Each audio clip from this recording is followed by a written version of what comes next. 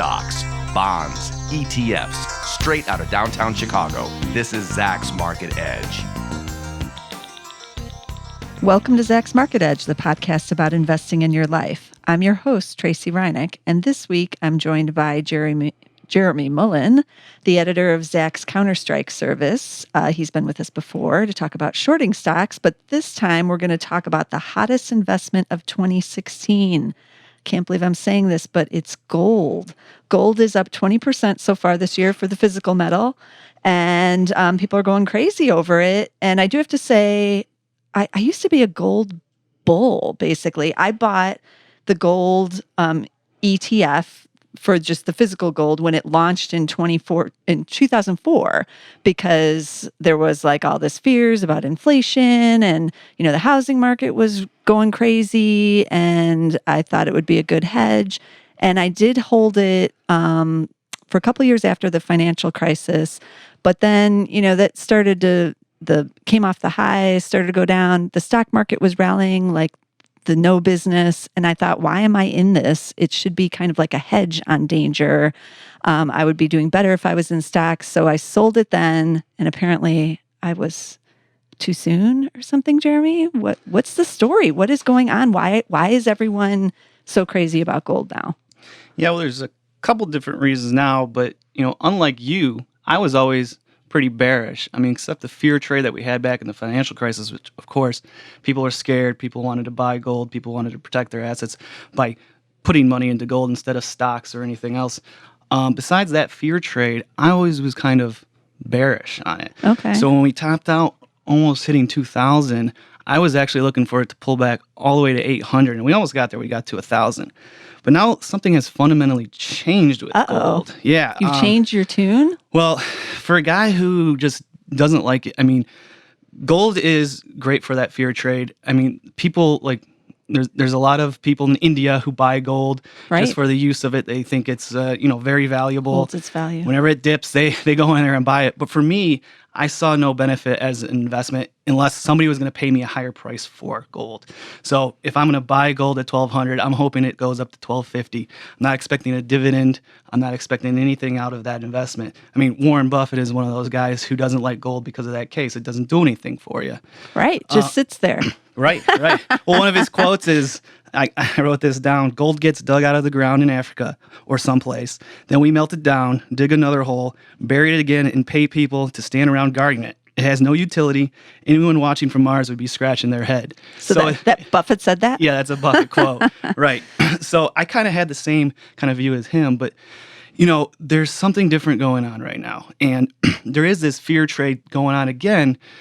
Central banks are doing something unprecedented, and people are scared. People aren't sure where to put their money, and where they would flock to before with government bonds is becoming kind of a questionable place now with negative yields going out. So I think there's negative interest rate policies in Japan.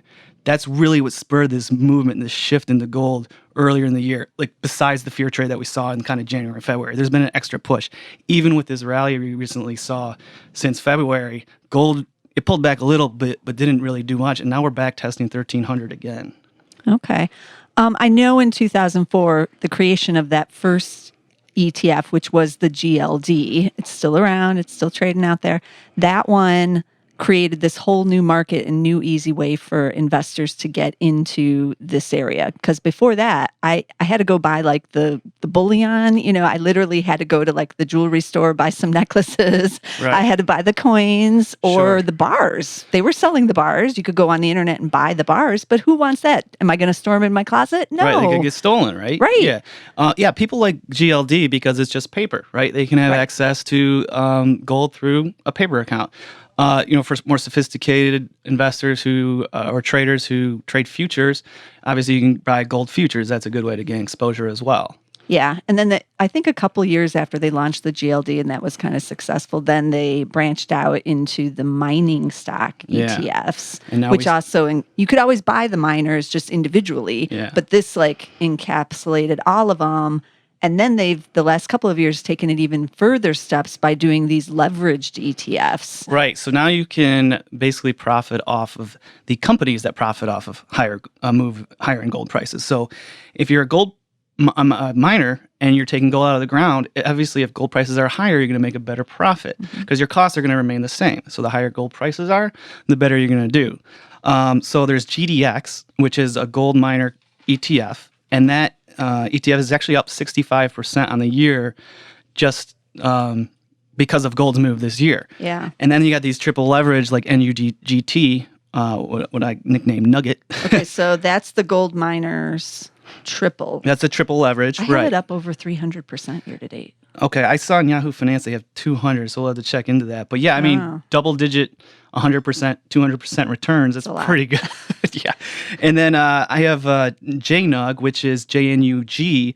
That is a triple leverage junior gold miner. So these are kind of the smaller, more riskier gold miner companies who have the more risk, more reward. Obviously, if gold continues to shoot higher, this thing's going to really take off because it has a triple leverage and it's kind of the smaller cap gold companies. Okay, so those smaller cap gold companies, a lot of those, if you're a fundamental investor, for instance, might not be where you want to go because those are the ones that likely might not even make money. Yeah, and you have a lot of risk here. Now, if gold goes straight up, you're going to make money. But if we do have another pullback, let's say the Fed raises interest rates and gold gets hit goes from 1,300 back down to 1,200, these are going to sell off fast. And because they're leveraged, they're going to sell off really, really fast.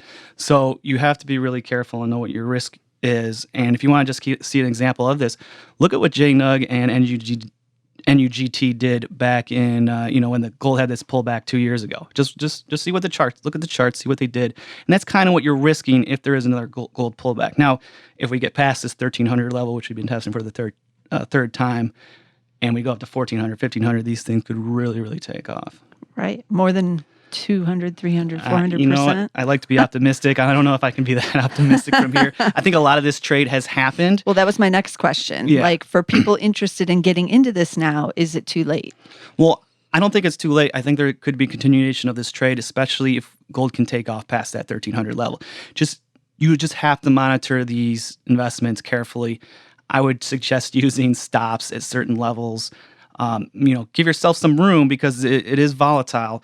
But, I could see if gold goes up to 1,350, we get another 50% on these triple leverage ETFs. Okay. But if somebody just wants straight up exposure, I think the GLD or the GDX is a safer bet. The boring ones. Yeah, the gamblers can play with the NUGT or the JNUG, but the safer, boring ones would be GDX. And you know what? For GDX, 65% is not bad for boring. No, not at all. So you were just mentioning that if the Fed continues to raise rates again this year, that's bad. It's a negative for gold.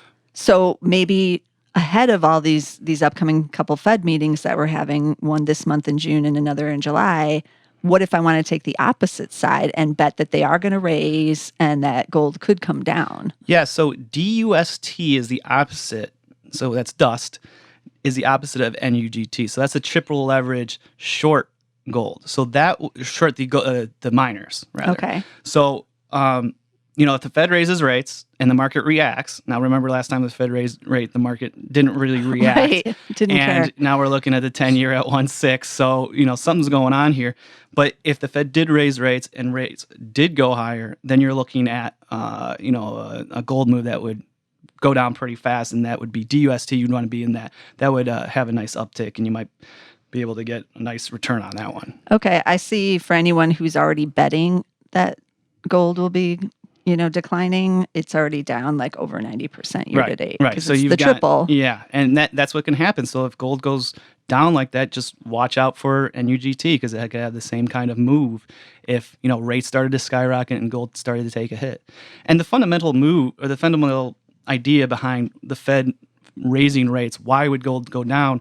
Well, the whole idea is you can get a better rate of return if rates are going higher. So people take their money out of that of gold and put it into government bonds because they can get a decent rate return.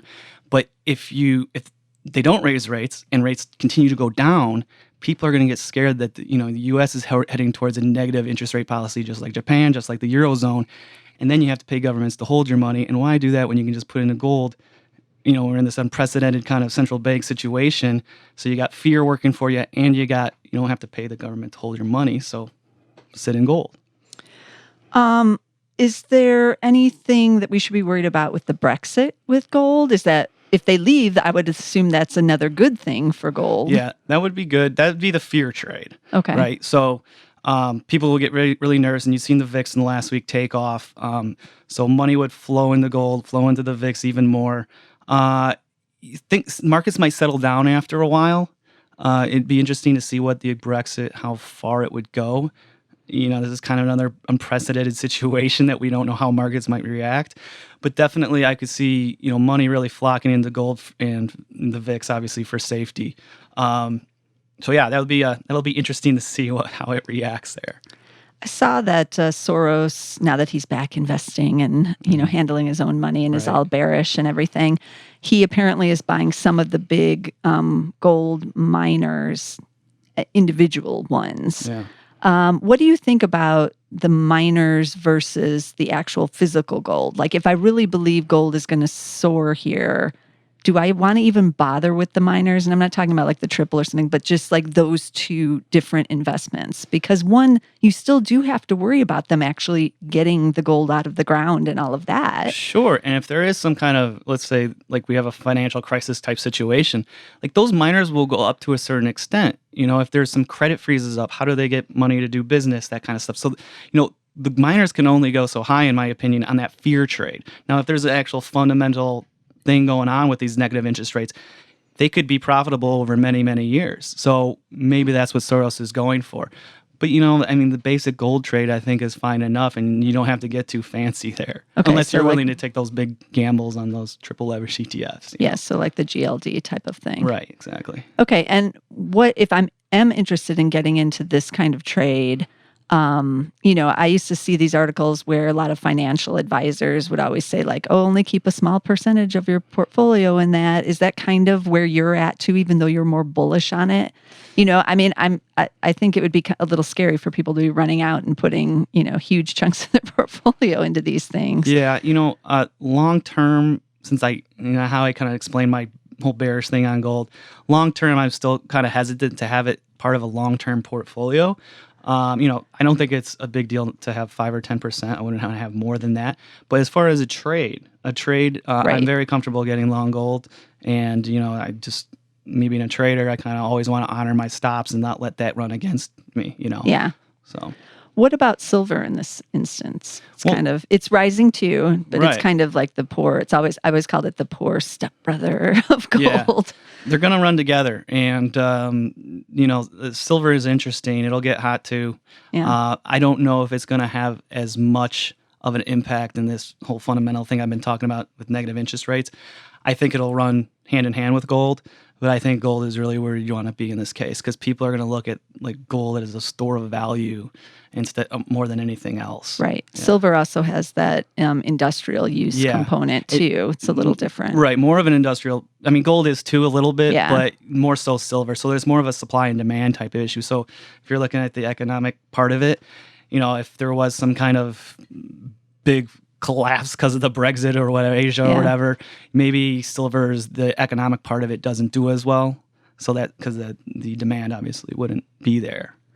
I know that some of the I think the GDX, the gold miner ETF, and the junior gold miner single, not the triples and stuff like that, they both have silver miners in there because I think there just aren't enough gold mining companies. Right, it's like a small percentage, right? Yeah, they put ones, and a lot of the gold miners also do, mine the silver as well. So they're kind of like a joint. You're getting both if you get the miners. Yeah, which is nice. You have exposure to both metals in that case. Yeah. Is there anything else we need to know? Because I feel like I'm seeing a lot of just speculation in this area. And I know I wouldn't call it bubble speculation yet, not yet, but is that possible? Could we see so many people getting so bullish on gold that we do test that 2000 level again? Or boy, maybe like a former bear saying 800 and coming 200, points short of that.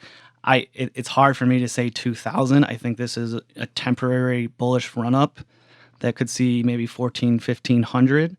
But I go back to the Fed. I'll go back to negative interest rate policy. It's kind of an unprecedented central bank thing we're going through here, and it's hard for me to say what gold might exactly do. Yeah. That's what people are speculating. They're speculating it can go to 2,000, can go beyond, because central banks are going to continue to do negative interest rates, and I need to be somewhere else except not in government bonds. So, yeah. I feel like I'm going to start looking at all the street corners when I drive around, like the Chicago suburbs again, because a couple years ago, I would say, well, maybe it was like 2008 or 2009, all those gold stores started opening up. Remember those? Like suddenly the gas station was gone, the gold store was there, and it's like, we buy and sell gold. I never saw any cars parked there. I don't know. Did they make any money? I don't know. And then there were these stories of at the shopping mall, suddenly this gold dealer would show up like in the middle of the mall at lunch hour. And you could take like your gold necklaces there and they would like weigh it and give you cash in hand right there. And during the recession, this was a good thing for a lot of people. They were able to cash in stuff that they weren't even using as the price of gold rose, and that was good, but it was also kind of a sign of some speculation, obviously, going on in gold. But I haven't seen those. A whole bunch of those gold stores in Chicago shut down. I'm not sure any of those are still open. They got washed out. I don't know enough about them, what their price point was, where they were really profitable. Yeah. They had to pay rent, obviously. Yeah, exactly. So I think if I see those, if you see 1,500 gold, we probably see those pop up again. Yeah, maybe we'll open one. Huh? Yeah. I don't know. You know what replaced a couple of them I saw out in the far reach Chicago suburbs outside of Cook County? I have to say this is